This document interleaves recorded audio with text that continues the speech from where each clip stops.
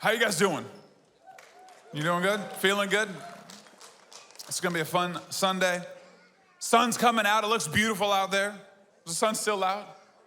I've been here since 8, so I'm not really sure. I haven't seen it in a little while, but I heard that it was nice outside, that's nice. I mean, it only took mid-June for summer to find us. Anyone else still get bitter about that every year? You're like, come on, Seattle, can we just... No, that's just a me thing? Okay. And hey, we've been in a series in Acts, going through chapter by chapter, and man, it's so hard to get verse by verse in Acts. There's just so much. There's so much history, so much theology, so much just explosion of the church, but we've been hitting on highlights through the chapters, and so today I'm gonna try to hit on a few points out of Acts 17 and 18. We're gonna start in Acts 17. We're gonna start from verse 24. And it'll be on the screen. You can open your church app if you want to follow along in the notes there. But Acts 17:24 says, before I read it, the context is Paul is about to give a lesson to a Greek group of people. So this is the lesson or the thing that Paul preaches. And he says, he is God who made the world and everything in it. Since he is Lord of heaven and earth, he doesn't live in a man-made temple. And human hands can't serve his needs, for he has no needs. He himself gives life and breath to everything. He created everything, and he gives breath to everything. And he satisfies every need. From the man he created from one man he created all nations through the whole earth. He decides beforehand when they should rise and fall, and he determines their boundaries. His purpose was for the nations to seek after God and perhaps feel their way towards him and find him, though he is not far from many of us. For in him we live and move and exist. As some of your own prophets have said, we are his offspring. And since this is true, we shouldn't think of God as an idol designed by craftsmen from gold or silver or stone. God overlooked people's ignorance about these things in earlier times, but now he commands everyone everywhere to repent of their sins and turn to him. For he has set a day for judgment, the world with justice by the man he has appointed. And he proved to everyone who this is by raising him from the dead. So this is a message that Paul stands up and preaches and then would sit with men and work through. And I want to unpack this lesson that Paul gives us here in Acts for a moment today. And it starts with, and I think it's so important, it's point one. And if you don't get this point, then you're gonna struggle with most of the points. Not just most of the points today, but most of the points in your journey with Jesus. As you follow after Jesus, as you're a Christian, if you struggle with this, you're gonna struggle with everything. And the first one is that God made heaven and earth, and God puts life into you. God's the creator. And if you're not willing to accept that, to acknowledge that, and not just to acknowledge that, but go all in, 100% that God created all things, formed all things, gives life to me, breathed life into my lungs, that he formed me in my mother's womb. He has a plan and a purpose for my life, that my steps are ordained and ordered by God, that he knows the end from the beginning. He knows my life. If you're not willing to live your life with that as the foundation of it, then you're gonna struggle in the journey of it. Many of us use Christian beliefs, but don't submit entirely to God as our creator. We dabble in culture, we dabble in ideas, we dabble in our heritage, we dabble in the way our family does it, or what we've always thought, or what other people have taught. But when you get to the point where God is God, and he created all, and he put life into my lungs, once you get there, then you can live a life that's fully submitted and surrendered to God. Let me say it this way. Many people in the world today are trying to use parts of God to co-sign their beliefs. But they're not willing to fully submit to God as the creator, as the ruler of heaven and earth. Let me say it this way. in our politics, in our culture, in our ideologies today, many people are trying to argue that they hold the higher moral ground in what they think is right. Like, you've never heard someone argue that you should follow me because my morality is lower than my opposition. No one says that. No one's like, my morals are lower than theirs, so you should vote for me. Hello? Anyone here today? You guys good? Okay, just making sure.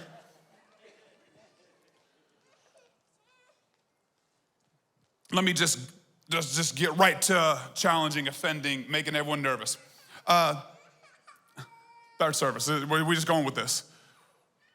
No one argues that their stance on either pro-life or pro-choice is a lower moral ground. They're arguing that morality is on their side. Both sides argue that, right?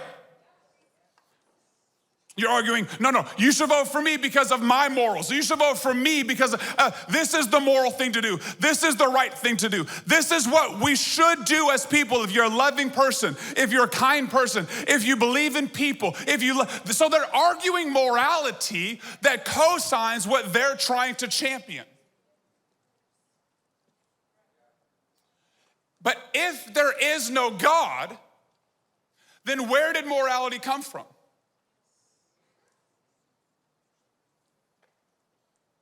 Like, if there isn't a God that's outside of time and space, that's outside of our planet, that's outside of our galaxy, if there's not a God that formed us and then can put things into our world like morality, if that doesn't exist, then where did our moral compass come from?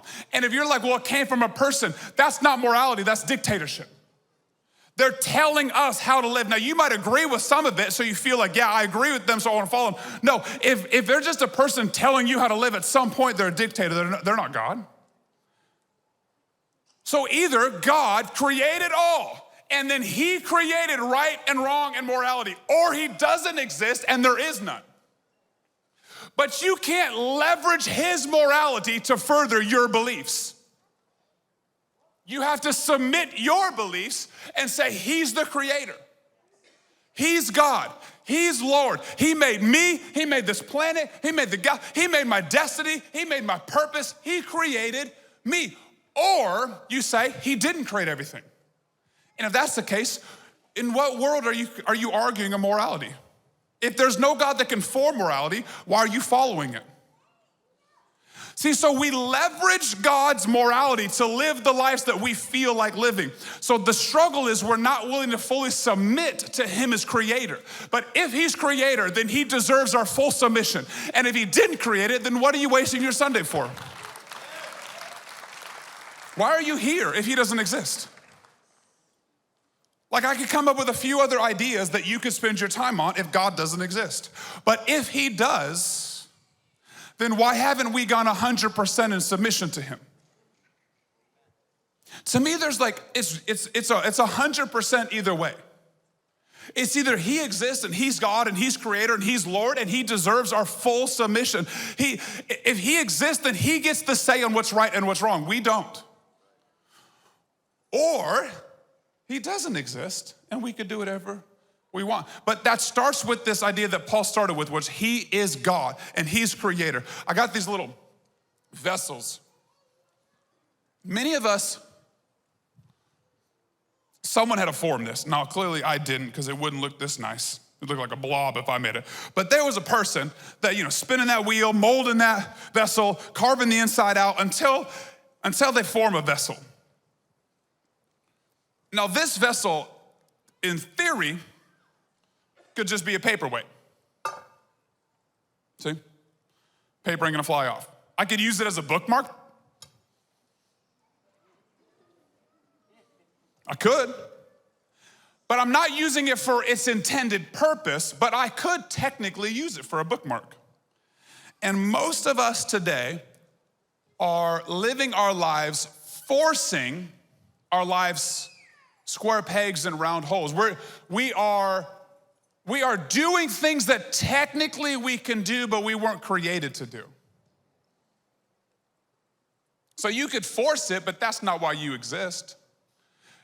This wasn't invented to be a paperweight. This was invented to be a vessel, to be used.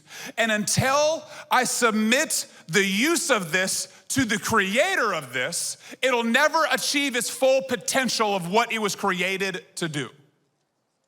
You follow me, church? So until you submit your life to the creator of your life, you'll always be underselling your life. And it creates this anxiety or this animosity, or can I even say like an undercurrent in your soul, where you always have this tension that you feel like you should be doing more. You feel like you should be more satisfied. You feel this undercurrent of, shouldn't I be making a difference? Shouldn't I feel different? And this, you're right, you should. And it won't come until you surrender to your creator. Too many of us keep trying to do more, but that's the opposite of what you should be doing. You should be surrendering more, not trying more. And once you surrender, you'll figure out what you were created for, and you can start living that life out to its fullest. Too many of us are living paperweights when we were created to be vessels of God. Yeah, technically that could be a paperweight, but that's not what it was created for. You gotta live the life you were created to live. Let's go on. Paul also says that God is the guide to history in his lesson. God's the guide. He's been guiding history. He's been guiding nations. Can I say it this way? You're at your best place when God is guiding you. When God is guiding your life, that'll always be the best place in life for you. The struggle is when God guides us, sometimes he leads us to giants. Sometimes when God guides you, he leads you into the lion's den. Sometimes when God guides you, he leads you into the fire. Sometimes when God guides you, he leads you into the storm.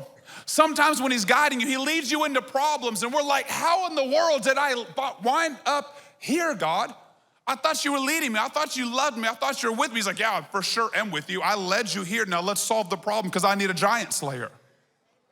I need someone to overcome this. I need someone to rise above this. I need someone to show the world that greater is he who is in me than he who is in, like I need someone to overcome. I need a testimony in your life. And so I led you to the battle, not for the battle to take you out, but for you to rise above the battle. And too many of us are not allowing God to lead us because we're scared of the giants. We want the testimony of the giant going down, but we don't want the battles of taking it out. Could I even go further than that? Many of us don't want the backside of the mountain when David was learning how to slingshot. You see, David had to learn how to use the slingshot when no one was watching, so he would be ready when everyone was watching. And many of you want to be worship leaders, but you're unwilling to worship God in a closet. And you want to be preachers, but you're unwilling to dedicate yourself to study and to dedication and to lead a life group or to go through our training, which I'm going to launch next week. But like, you're unwilling to pay the price to lean into what God has on your life. You want the money, but you're unwilling to put in the time and the training and the effort and the dedication. You want to raise people from the dead, but you're unwilling to take the step of faith to pray for someone at Starbucks first. And we got to be the David on the backside of the mountain that's just working our slingshot until that giant shows up. We got to trust that God is our guide. I'll say it this way. If God put a slingshot in your hand, you better start practicing, because you just don't know the giant that he's going to bring. Too many of us start practicing when the giant shows up. But you're not supposed to prep for battle in battle. You can't get ready for war in war. You should go ready. That's why you fast before the battle. That's why you pray before the struggle. That's why you set your foundation before the opposition shows up.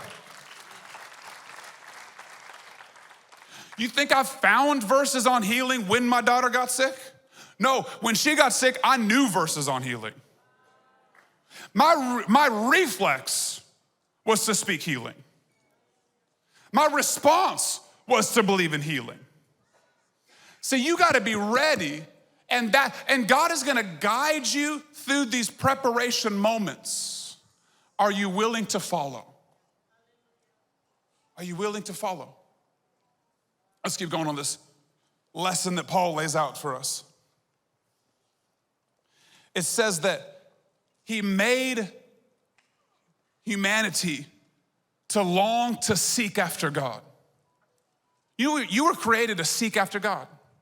You were created to pursue God. You were created to long for him and to look for him. And can I say it this way? You were created to discover him consistently. Just discovering God.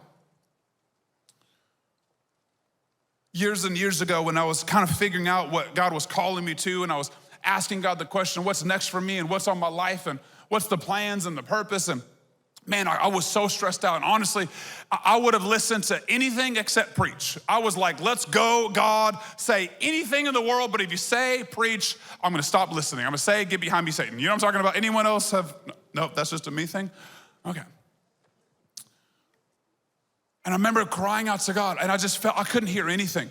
And I was just so afraid of this. So it's ironic that he ended up, God kind of punks you sometimes. So don't ask for things if you don't want him to answer, you know?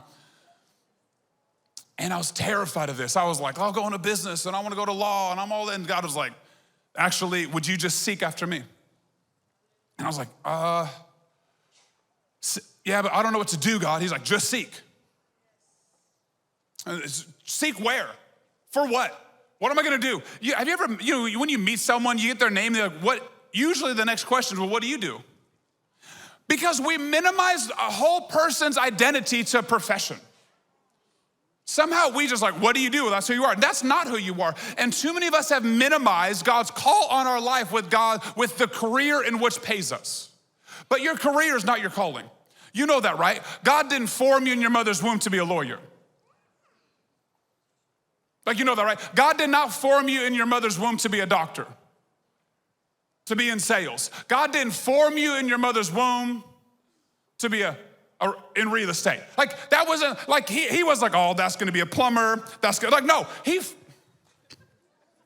like, you know that, right? Like, your career, your profession is not your calling. When he formed you in your mother's womb, when he knew the plans and the purposes he put on you, it wasn't to get a paycheck. Now, that's part of it. But I think we need to take a step back and realize that we were created to be people that seek God. And as seeking God becomes the highest priority of our life, you on the journey discover things that you're good at, that you're gifted at, that you're anointed for, that you're skilled at. And on the journey, you seek God and you become a sales. And you seek God and you lead people. And you seek God and you become a doctor. And you seek God and the law. Like, as you're seeking, but that's not the end of your story. You should keep seeking God because he might have more for you. And as you seek, you're gonna be a great parent. As you seek, you'll be a great husband and wife. As you seek, you'll be a great grandparent that speaks into the generations that have come from you. As you seek, God, see, it doesn't just stop with God. What are you calling me to do? Oh, you're gonna be a lawyer. Okay, check the box and stop talking to God. No. Keep seeking God daily. I just remember like it was yesterday. He said, just seek after me. If you seek after me, I'll always show you what's next for you. And I'm realizing more and more that wasn't a personal call on my life, that's a call on our lives. That God is calling all of us to identify ourselves as seekers. Say, God, I'm hungry for you. I long for you. The Bible says those that seek will find. You know, when you seek after God, it's not like looking for your car keys or your phone. Because when you look for your car keys or your phone, once you find it, check the box, you found it. You don't have to keep seeking.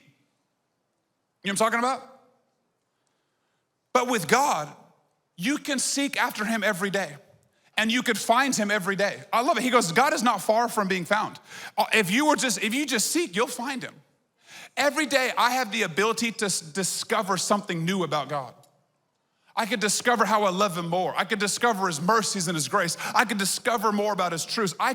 Every day for the rest of my life, I could seek after God and consistently find and consistently discover more about his beauty in my life.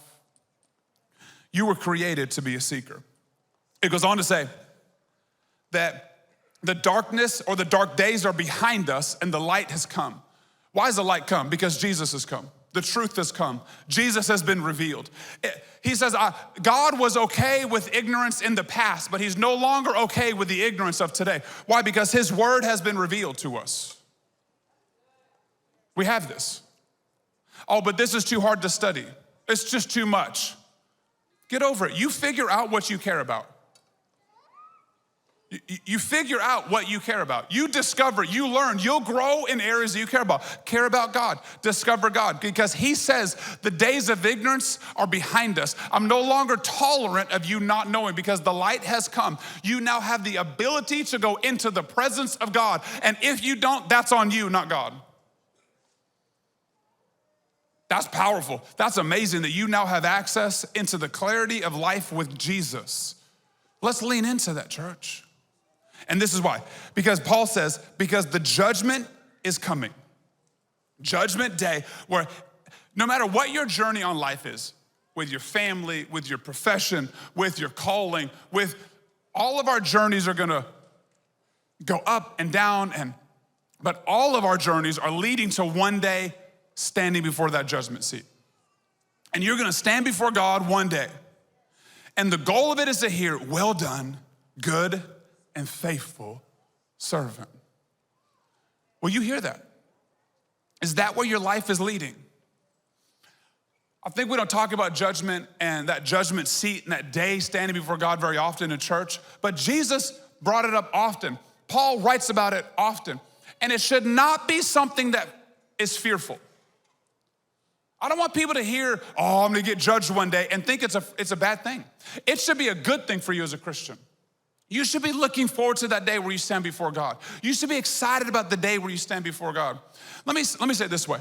Have you ever taken a test that you were excited to take because you had confidence in the material? You ever been there? Honestly, I can't say I ever was there at school, but I remember I took a test for my motorcycle license. Now, I grew up riding bikes with my dad, and my dad got me a little motorcycle as a kid. He got me the motorcycle and then taught me how to walk. Like, that was the order. He was like, ride this, and then we'll learn to walk, and work on your balance, and then we'll get the steps in. So I grew up riding little dirt bikes, and I got a motorcycle when I was really young and got out riding. And well, anyway, because I grew up riding, I kind of forgot. I put it out of order, and I didn't get the permit on my license to ride motorcycles. A couple years passed, and so I forgot. I was like, oh, well, I gotta go get this permit on my license. I'm like, it's illegal. Don't tell anyone, sorry. I've been forgiven. God has pardoned me of this sin. But so I go to take the test. Now listen, if you've never done this, and you've never ridden a motorcycle, you could go to school, kind of like driver's ed. You could get it, they teach you, and then at the end of the month or a few weeks of class, you test, you get your little license, and then you move on. But you also can just opt in for the test. And I was like, test me, let's rock it. Why? Because I know how to ride.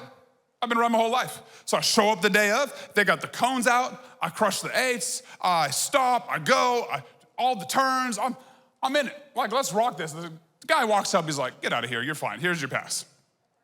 What? He stops me half through my test and he's like, you're fine. Clearly we all know. We saw you ride up to the test on your own motorcycle. Like, clearly you got here illegally. We're just gonna send you out on your own motorcycle, you jerk. Back in the day, it was in the Tacoma Mall parking lot. Come on, somebody. Really, I rode up on my little Ducati. I was like, here we go. And he's like, you're stupid. You passed. Here you go. Go to the DMV. But I had full confidence in that test. Why? Because I was ready to pass the test ahead of me. When I stand before God that day, I'm gonna be nervous. I'm gonna be excited. There's gonna be some hesitation. Like when I preach, every time I preach, I'm nervous.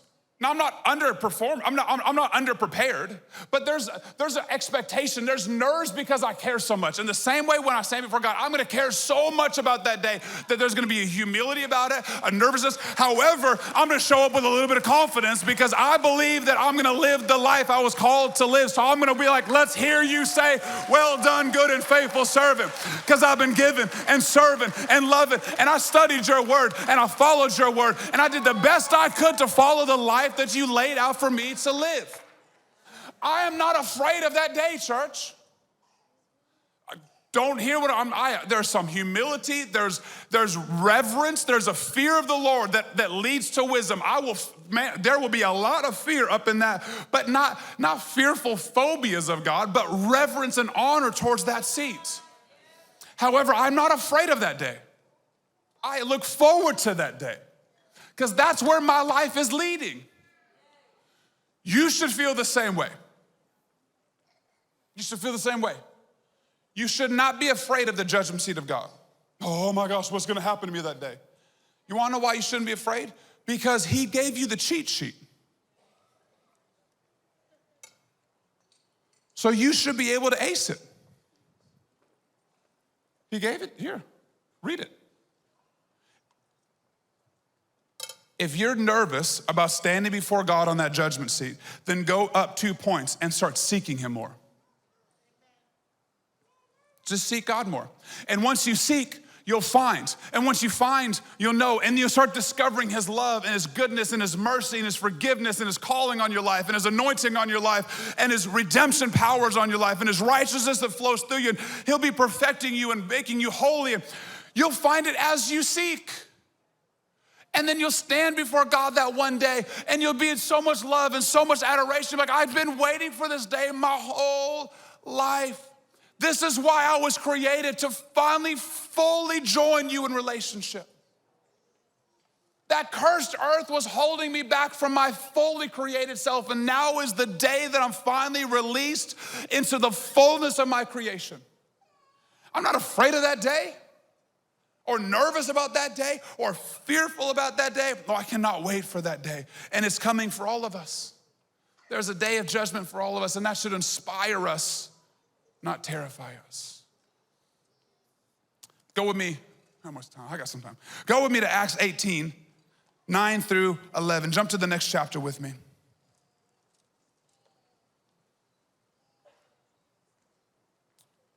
One night, the Lord spoke to Paul in a vision and told him, do not be afraid. Speak out, don't be silent. For I am with you, and no one will attack or harm you, for many people in the city belong to me. So Paul stayed there for the next 1.5 years, teaching the word of God. This seems like a good, encouraging verse. Don't be afraid, speak my name, speak my word. But then once you remember who God's telling it to, it should kind of wake us up. God is telling this to Paul.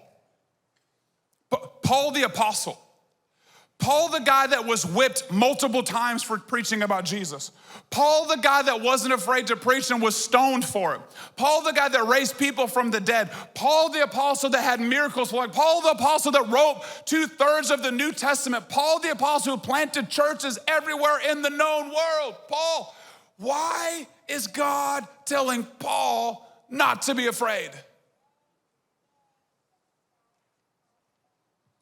Because we all deal with fear. Because we all deal with it. Because fear is an issue for all of us. Yo, if Paul needed God to tell him, don't be afraid, we should feel okay that he has to tell us too.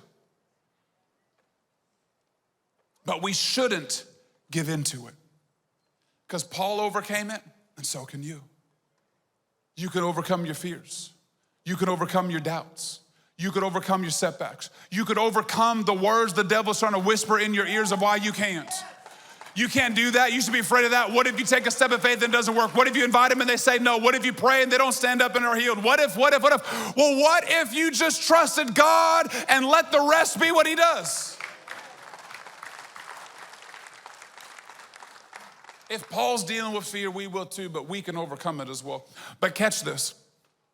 He doesn't just leave it at don't be afraid. He says, don't be afraid, speak my name. Don't be afraid, get out there and speak. Here, go with me to 2 Timothy 1:7 quick. You're gonna be familiar with this verse. Many people have quoted this verse, but we only quote part of the passage. There's more to it. You know the part that says, God has not given me a spirit of fear, but we know this verse, but there's more.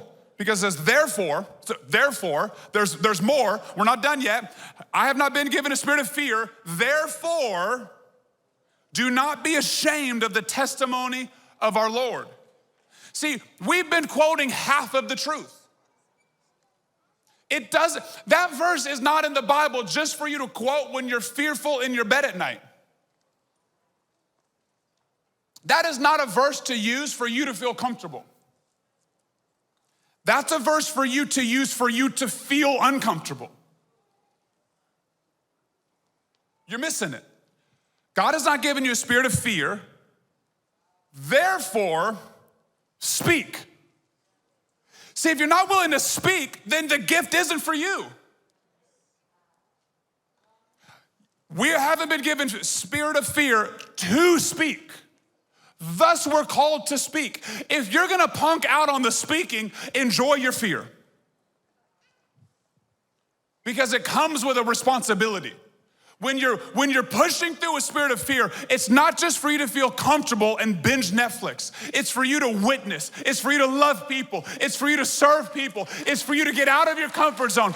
It's for you to get on the dream team finally. It's for you to finally go to that life group, finally host a life group. It's for you to finally get trained in prayer partners and stand at one of these booths and lead someone to Jesus. It's for you to walk your faith out, not feel comfortable on a couch. And if you're quoting that verse at night, oh, God has not given me a spirit of fear because you just heard the ghost in the attic, it's not for you. Quote the whole thing in context. Therefore, speak about my testimony, proclaim my goodness, share my story. See, if you're not willing to get out and share the story of Jesus, then stop quoting, I don't have a spirit of fear. Because you're misquoting. Same with God in this moment with Paul. Don't be afraid, but speak. See, God has called you to overcome fear, but part of you overcoming you'll only overcome it when you decide through your actions to overcome it. See, you can't just sit back and be like, okay, I'll pray for someone once I don't have fear. It's in the praying that you overcome the fear. You hear me?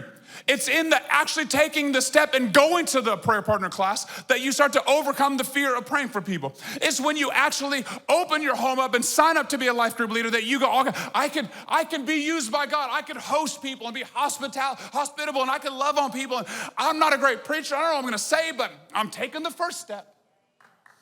It's in the going. It's in the working. It's in the opening your mouth that God is gonna start using you. If you've been crippled from a spirit of fear, you're not gonna get through it by sitting there. You'll get through it by speaking.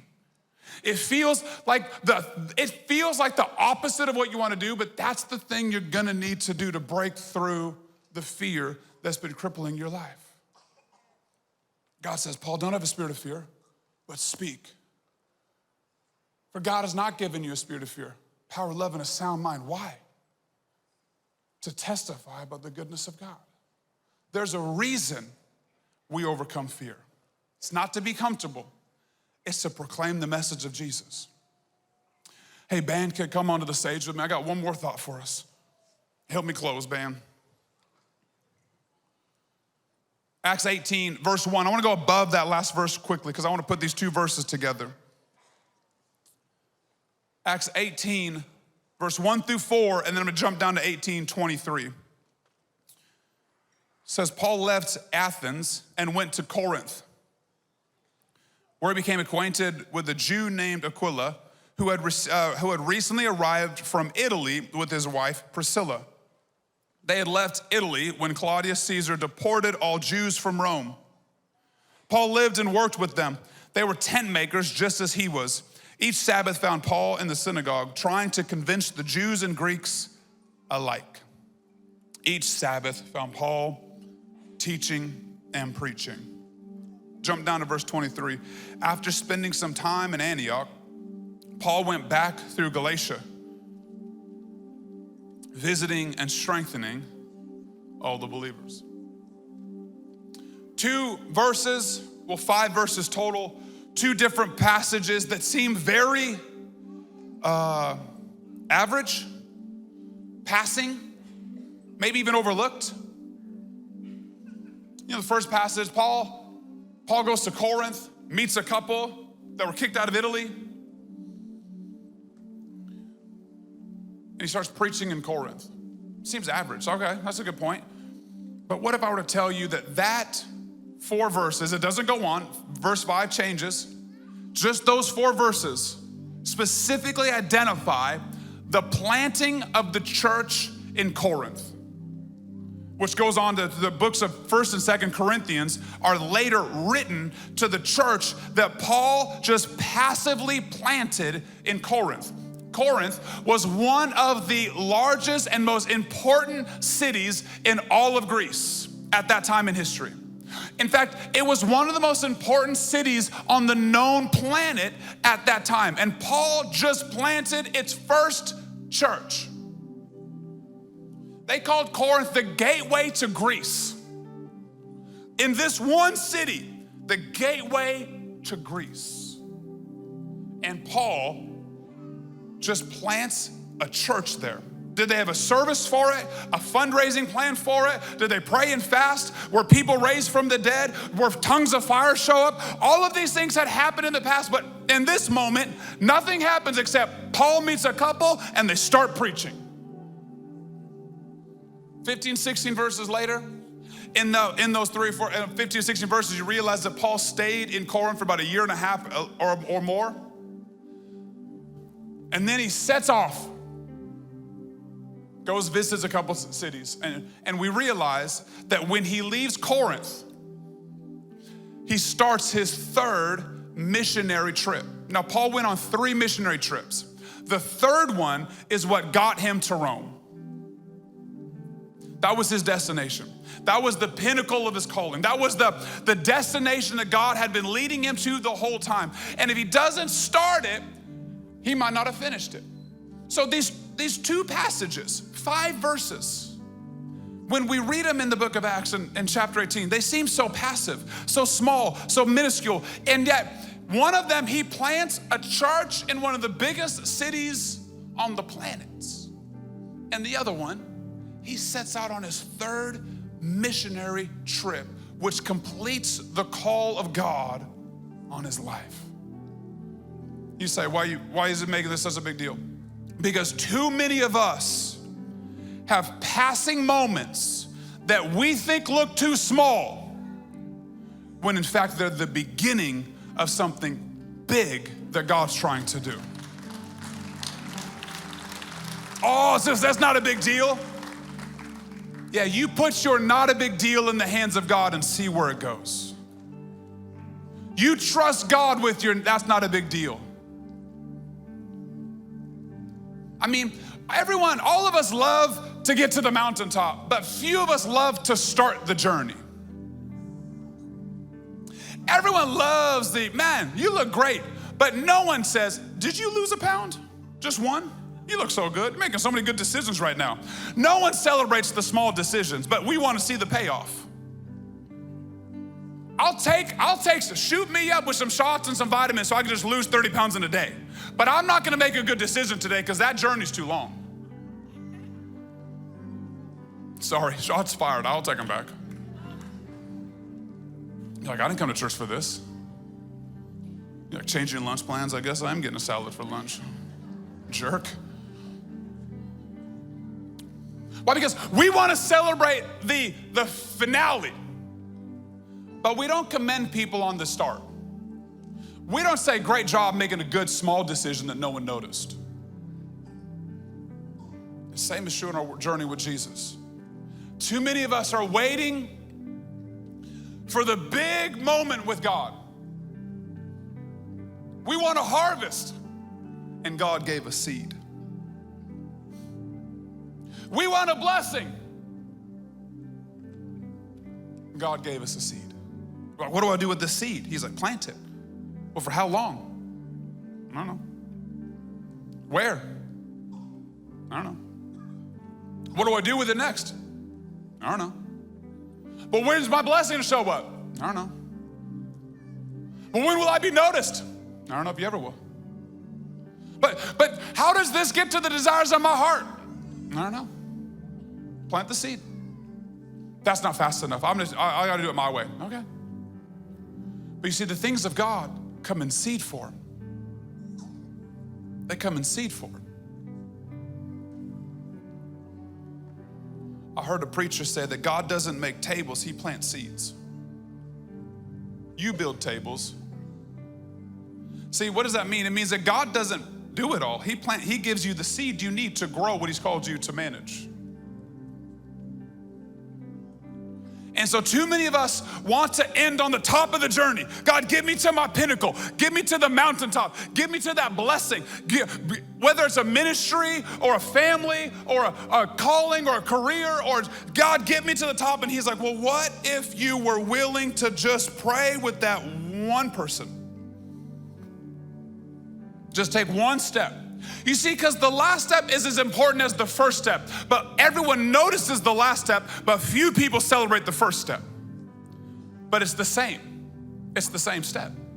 And you got to take them all. So you got to trust God. Okay, God, I'm going to sign up for life group. Okay, God, I'm gonna tithe for the first time. I'm gonna commit to tithe. I don't know why my $50 or my $60, that's not gonna make a big difference around here. You've heard those lies over and over and over in your head. The devil been telling you, your gift ain't gonna do nothing. Look at this big old church. Your $50, how's that gonna make a difference? Can I be honest with you? It won't. Here at least. But you know where it will make a difference? In your life. Yeah, we want me to glue it to the wall? Look at the 50, look what it did around here. No, be honest. Now, all of us collectively, together, working together, pulling this thing forward on mission where God's calling, yeah, that makes a difference. But your one little 50 that the devil's been telling you, yeah, that's not gonna make, yeah, that's the one step. But the problem is God is trying to get you to the top of your mountain, but you gotta take the first step, and the first step seems small and insignificant and overlooked and unseen, and you could read it in the Bible, just overlook it. But if you took a step back, you'd realize that that verse led to one of the biggest churches in the history of the world. And we could overlook it because it just was Paul preaching in the synagogue with a couple, Aquila and Priscilla, people that were deported, devalued. So, I can't go here that far, but could you imagine? They were kicked out of Italy. Deportation was an issue in the Bible as well, people.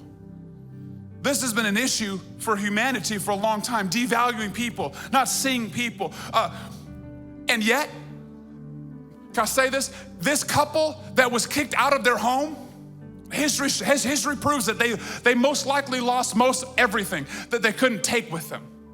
Their houses would have been taken. Their businesses would have been taken.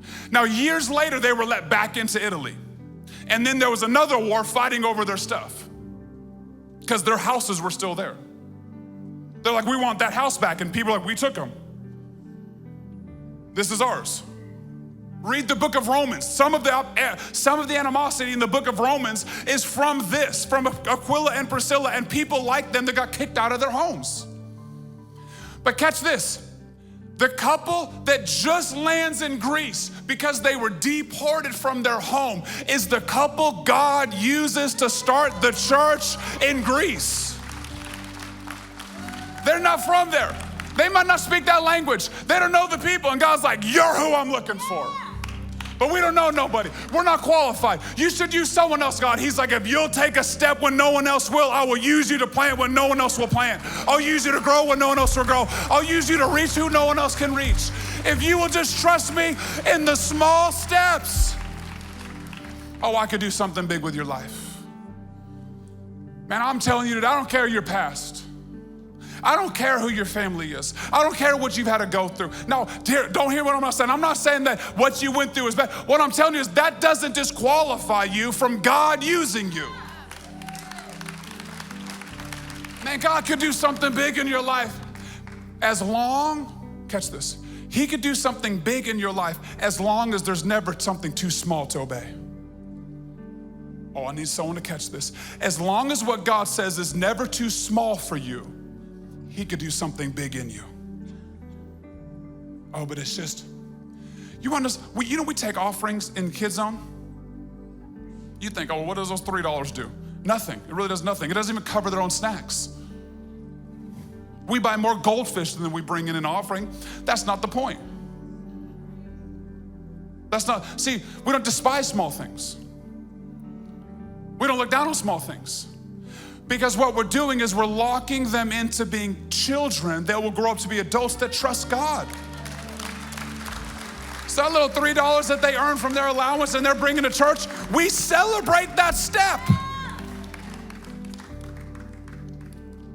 And then they get another step, and then you take a step of faith, and you pray for someone, and then you sign up for the dream team. Man, a few weeks ago, I found out that there was someone coming to church for almost, if you're in the room, I love you for it, this is amazing. Came to church for almost 20 years and finally went through the Girl Track a few weeks ago. Oh my God, we have been working for you. And I could not be more excited that you finally took a step of faith and trust us to plant yourself here. Get yourself out of that potted plant and into the soil that God has called you to call the church. Plant yourself. I am so tired of hearing the story, well, I'm just not good enough. When you're sick, you go to the hospital. You don't get health and then go to the hospital. Right? Too many people come to church, so I gotta get good before I serve. I gotta get healthy before I lead. Before I can lead, before I can join, stop. It's like getting healthy before you go to the hospital. Just plant yourself. Take a step. Okay, I'm gonna go to the grocery shop.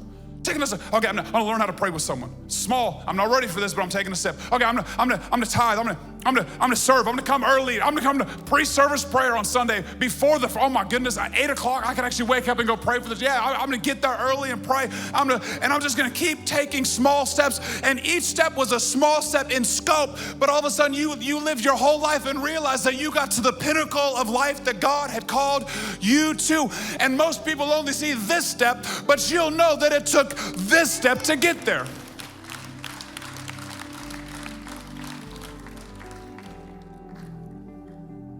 Here, Anthony, throw that first picture up for me. If you got it. This one, oh, so amazing. It's horrible angles of me. I'm the white one, in case.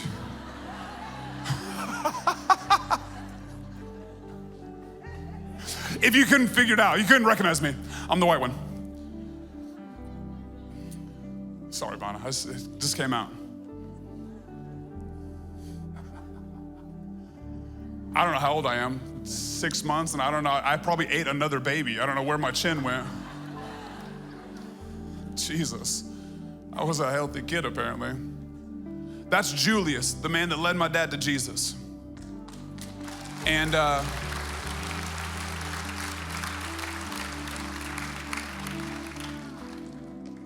he started the rehab program that my dad went to. He got saved in a drug rehab. We share the story occasionally here, but if you don't know, my dad, the pastor of this church, before he was saved and a famous Christian, he was a drug addict. And he went to a drug rehab program, a state-issued 2-year program. Could you imagine if we had a state that helped commit people to get off of drugs for 2 years? That'd be the dream, but at that time they did. And he got saved, and he's gone to heaven since then. But here, show him the next photo for me, Anthony. This is my little man, Levi. But Levi's middle name is Julius, named after that mentor of my dad's. And just randomly, Levi wanted to come hang out with me. And at that coffee shop, he's with me hanging out. I'm writing this message there with Levi. I was working on this message to teach to you today. And my Levi Julius wanted to be with me, looking up to me, while I was thinking about looking up to Julius when he was reaching my dad. You just don't know what a small step will lead to. You just don't know where it goes. You can take it down. He's too cute. He's cuter than me, so take it down, so look back at me. You see, when Julius started the drug program, when he reached my dad, when he's sitting there with me, before I'm even 1 year old, you didn't see what God had. All it was a small step of faith. But the ripples haven't stopped. They just haven't stopped. But none of them, like, I've been praying for tongues of fire. I'll be honest.